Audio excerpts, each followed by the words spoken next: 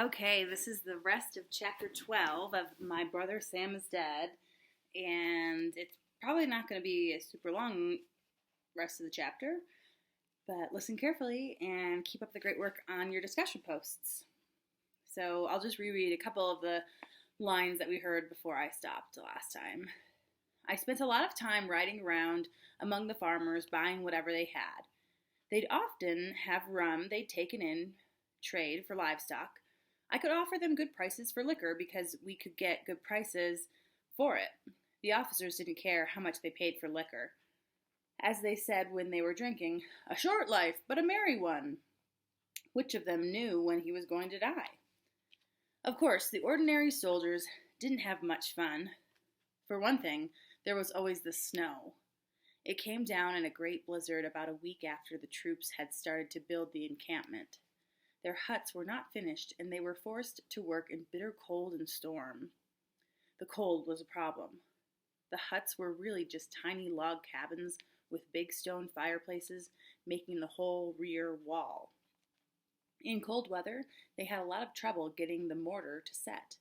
Because of this, the chimneys leaked so badly that half the smoke blew back into the room. The snow made hewing wood difficult, too. Sam told us that they were having an awful time getting the huts finished. Even when they were done, they weren't much to live in. 12 soldiers jammed into a 14 by 16 room, breathing more smoke than air and having to stumble over people whenever they wanted to move around. And the snow never stopped falling. By January, it covered the countryside 3 feet deep, so that the stone walls disappeared. You could drive a sled over the snow anywhere you wanted without paying attention to where the roads were. Sam was able to get into town every week or 10 days. Colonel Parsons used him as a messenger a lot because he knew his way around Reading. Sometimes he would come in with a commissary officer looking for lime or nails or leather or all the hundreds of things armies needed. The idea was that Sam might know who had things. Often he'd come into the tavern and ask me if I knew who had hay or sleds or something else to sell. To be honest, I felt uneasy about telling him such things. The commissary people always paid for whatever they bought, but it was usually in scrip, and on top of it, the farmer didn't have much choice about selling or not. But I couldn't bring myself to lie to Sam. It was something I'd never done. All the time, Sam was after us to butcher the cattle. I didn't know what to do. The idea of selling them to the British was gone. With all the rebel troops around, it was too risky trying to move cattle anywhere. Besides, it would have been next to impossible in that deep snow. Still, I kept hoping that I could find someone who'd offer me a good deal for them. But Sam was pressing me. I'm warning you, Tim, sooner or later, somebody's going to get them. I thought General Putnam gave strict orders against stealing. Oh, he did.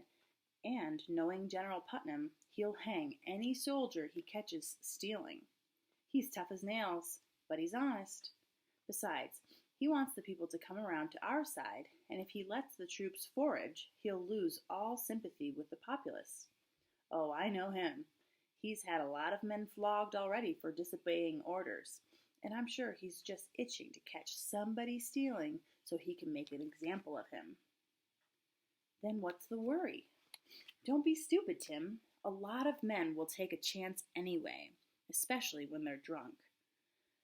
You wait. Sooner or later, they'll get into your beef if you don't watch it. Mother and I kept churning it around between us. She figured Sam was right. You know what happened to Sally Miles, heifer? Mrs. Miles was a widow who lived alone in a tiny hovel in Reading. She had a few tough chickens and one scrawny cow. She kept going mostly by selling milk and eggs to the people around. A few days earlier, a half-dozen drunken soldiers had noticed her cow in her barn, butchered it right there, and carried the slabs of beef back to the encampment in the dark. I know, I said, but the thing we need most is rum, and the only way to pay for it is with cattle. That was the beginning of January. We decided to stick it out through the month. There was a rumor going around that the British were forming up in New York City and were going to raid towns on Long Island. What that meant, nobody knew, but some believed that the men from the encampment would be called down there to fight. I just couldn't make up my mind. The weeks went by. There was nothing anybody wanted but to get through this terrible winter. It didn't seem that the war could really go on much longer.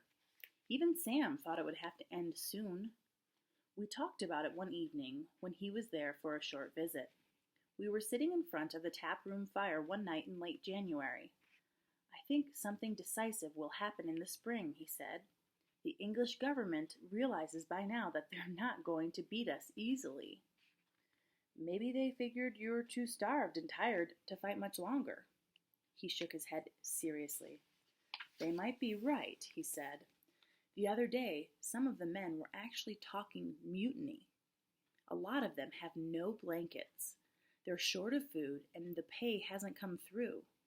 A bunch of them decided to march to Hartford and demand their pay. They were about to start out when General Putnam rode up and talked them out of it. Then he had a couple of the ringleaders shot right there. He shows no mercy when he thinks he's right." Suddenly he stopped talking. "What was that?" I'd heard it too, a kind of a thump, and then a cow bawling. We listened.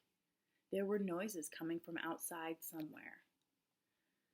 "Sounds like something's bothering the cattle," I said. "There are people out there," Sam shouted. "Let's go!" We ran out through the kitchen toward the barn. It was dark, but there was nearly a full moon reflected on the snow and plenty enough light to see what had happened. The barn doors were open. 2 cows were standing in front of the barn blinking, and we could see 2 more behind. We dashed into the barn. 4 of the cows were gone. "Jesus, damn!" I shouted. "Pen 'em up," Sam shouted.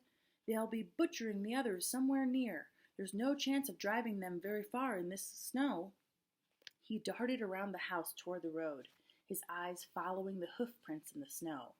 I snatched up a shovel and drove the remaining 4 cattle back into the barn with the handle. They were balky, and it took me a few minutes to get them inside and the door shut and latched. Then I raced across the snow around the house to the road. There I stopped and swung my eyes across the horizon. I saw nothing, but distantly I heard the noise of shouting off toward the far end of the training ground. I ran in the direction of the sounds, and then suddenly I saw 3 men walking toward me through the moonlight, side by side. I stopped and waited. They came up. The one in the middle was Sam.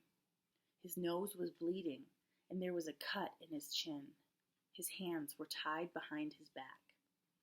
I stood in the open white snow field, surrounded by shadowy trees. "Sam," I shouted. "Timmy, get Colonel Parsons," he cried. "They're taking me in as a cattle thief." I went cold. Then I turned and ran. That's the end of chapter 12. I'll be reading chapter 13 tomorrow.